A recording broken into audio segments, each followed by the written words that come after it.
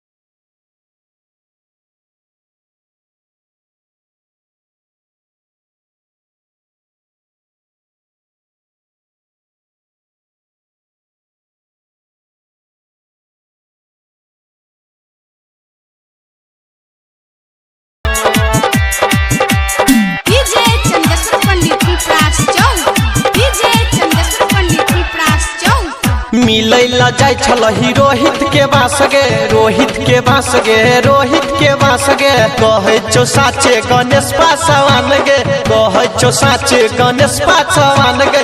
मिलैला जाय छलही रोहित के बास गे, कहे छो तोरा गणेश पासवान गे। डीजे चंदेश्वर कोना एलो, डीजे चंदेश्वर कोना एलो।